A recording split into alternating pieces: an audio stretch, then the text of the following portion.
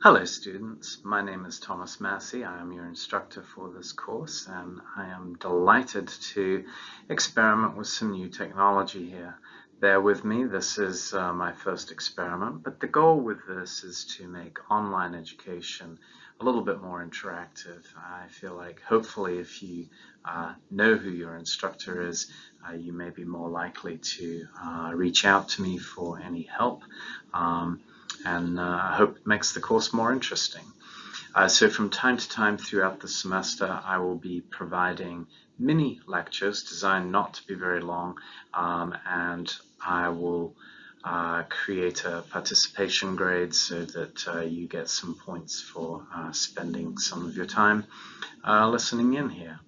So today I'm really introducing you to the very broad picture of why we study history and what this subject is really all about. Sometimes people say, oh, I hate history. How can you possibly be doing history? But I think that's because it is being taught in a way that makes it kind of boring. It's important, I think, to acknowledge that there is no one set of historical facts. We are engaged in something much more complicated and much more interesting than that. History is not about 2 plus 2 equaling 4. As you can see in today's very, very divided world, one person's reality is very different from another person's reality. One person supports one political party or one political president, another person supports the exact opposite. And so why do people arrive at such different conclusions? We can see everyday data being manipulated to argue one perspective versus another. And really historians do that as well, but we try and provide a framework and we try and make it to where the participant can see both sides. If we present both sides and then it can make for a more convincing interpretation to be able to show that one side is more convincing than the other. Let me provide you with an example of this. Probably guys don't remember 20 years ago, you may not have even been born, but this was the case of Elian Gonzalez. Elian Gonzalez is the little kid pictured here in both the photos, and it was really quite a horrific case. This poor lad was on board a rickety boat from Cuba with his mother. The boat sank, the mother died, she drowned at sea. This little kid then was left bobbing around in the ocean off the coast of Florida. With extreme good fortune, he got picked up by the US Coast Guard. Ordinarily, the Coast Guard would have sent the child back to Cuba, but because he was so young, there was no parent involved, they took him back to the US to determine who would have custody of him. And that led to this huge, great battle. In the end, the child was taken away from his uncle. Those are the pictures you see here. There was a dawn raid going on, and he was sent back to his father in Cuba. Now, here we have different primary sources, and I'm going to talk to you about primary and secondary sources in just a couple of minutes. But on the left, we see two photos. These photos, the top one was on the front page of Newsweek, and then the inside cover had the second one. You see there very powerful images. The government looks very aggressive. This was a dawn raid. This little child is ripped away from his uncle down in Key West area, I think, and then, no, he's in Miami. Cuban living in Miami, and the child was sent back to Cuba. A lot of people were outraged. They felt this was government overreach, that this was supremely cruel to a little child who'd already lost his mother at sea. Another primary source, because you can see these are primary sources that are taken at the time, Bill Clinton was president, and here in April 22nd of 2000, while this was going on, he gives a speech, and he says, "This was, in the end, about a little boy who lost his mother and has not seen his father in more than 5 months. I hope with time and support, Elian and his father will have the opportunity to be a strong family again." So, if you're going to play historian here, and you're thinking about these two primary sources, and you're looking at what Bill Clinton is saying, which I think most people would think sounds really reasonable, let's get this child with his closest living relative, his father, you think, okay, government's doing just fine, they're doing their job, and then you look at the pictures on the left and you go, wait a minute, this looks really aggressive. Do I think that the US government actually behaved fairly and kindly in this matter?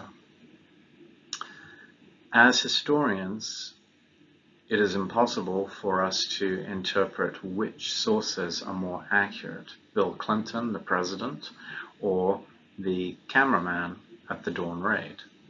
We need more information. Probably the first thing we would do would be to explore the relationship between the father and the mother who died at sea. We need to know more information about why the mother left Cuba in an unseaworthy boat in the first place. Did she risk everything to get her son to be able to live in democratic United States? Was she fleeing from an abusive father? You know, if we had a custody battle today in the US, we'd want to make sure that the parent involved is going to be the most suitable person to bring up that child. So as historians, we would need to do a little bit of sleuthing. We'd need to know whether there are any court records. We could look up any newspaper accounts, any diaries. We could interview relatives. This was 20 years ago, so there's still going to be a lot of people alive. We could actually interview Elian Gonzalez himself. Now, the problem is with that, you can see that child is looking very young there. I believe he was 4 years old. So interviewing him today at 24 years old could be a little bit problematic.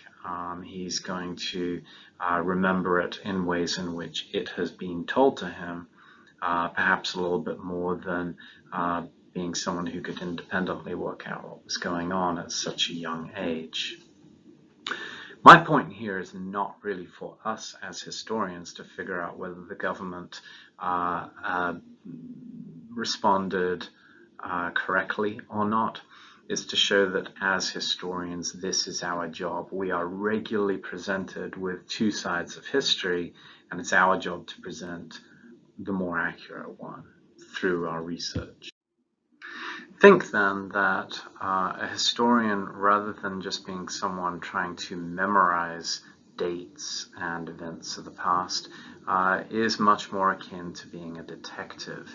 We have to engage in critical thinking, just the same as if we're looking at a social media post today. We're trying to figure out, is this fake news? Is this someone trying to trick us?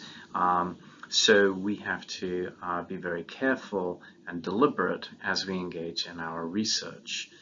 We have to seek out reliable scholarly sources in our research. We can't just rely upon any old thing we find online. Obviously, it's notorious. It can be very, very helpful. It can also send us down some crazy rabbit holes. And finally, we really need to know the difference between primary and secondary sources. And let me explain those a little bit.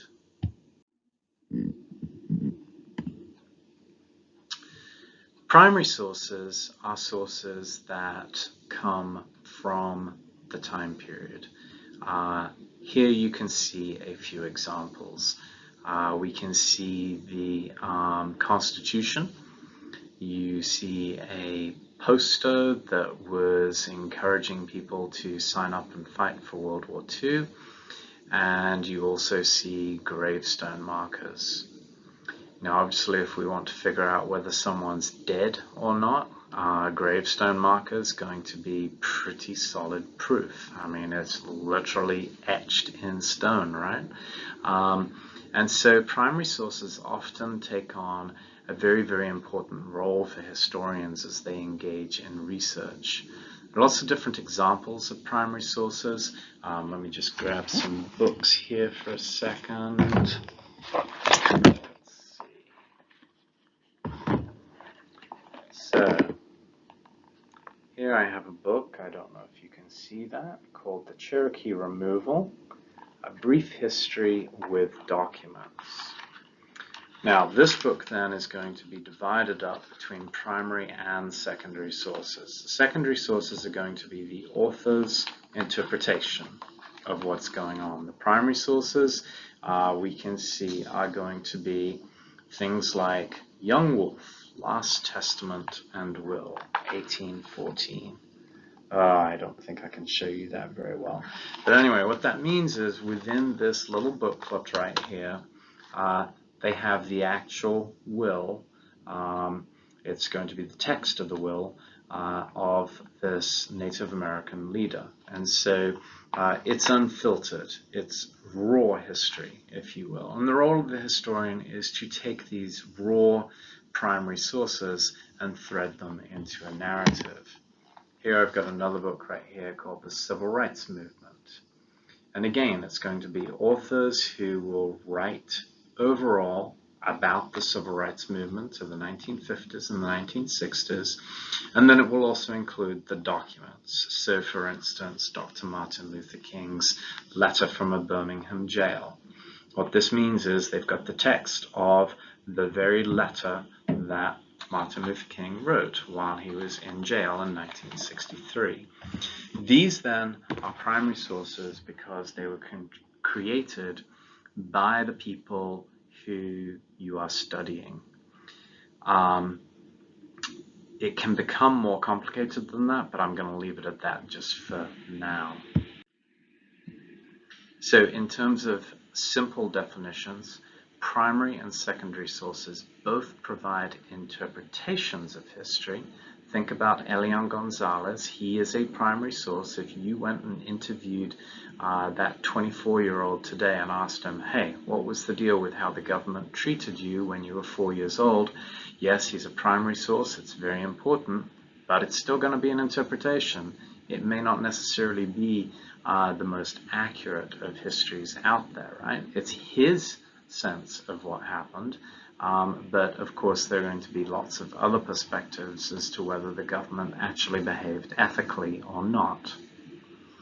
One thing to remember is that authors of secondary sources do not personally live through the historical event about which they write. They are more removed from it.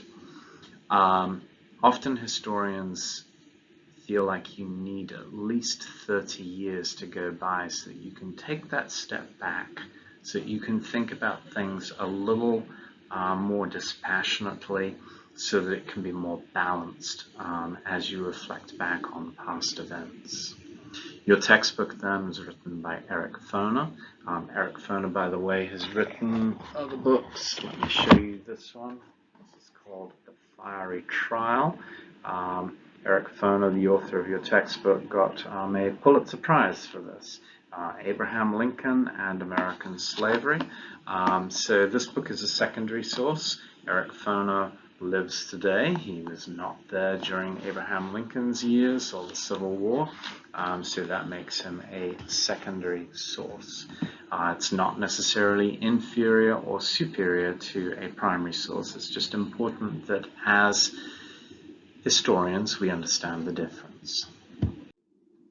So the last point I want to make in this brief introduction to the study of history is that our role as historians is to always question. Good history is about asking good questions. And so it is important that we ask questions like, why did the Wilmington Race Riot of 1898 occur? How did women secure the right to vote? How did industrialization impact living standards? Did the US commit genocide against Native Americans? We will be tackling all of these questions and many more throughout this semester. And I will be very interested to see what questions you feel are important to ask. I hope that you will contribute in this very important manner. Remember, there are always lots of correct answers. We don't have to have one formulaic version of history. Remember that history pretty much is going to always be in the eye of the beholder. History is interpretation. Lastly, I would like to say that as historians, we really need to strive to have the courage to understand people we will never meet. What we're really trying to do here is learn the historical context rather than to judge people, because as soon as you make a judgment about someone, you're not really studying them anymore. You're kind of just writing them off or putting them up on a pedestal. I think we need to have the humility to accept that maybe we won't know. Maybe we cannot ever fully understand. We need to keep an open mind to the past. And finally, we need to have the curiosity to turn sterile facts into clues to create a story full of passion, excitement, fear, and wonder. This is why I don't want you researching using Wikipedia. We can do better than that. We can dig deeper than that, and we can find a more exciting history than that. Thank you for your attention today. Take care. Goodbye.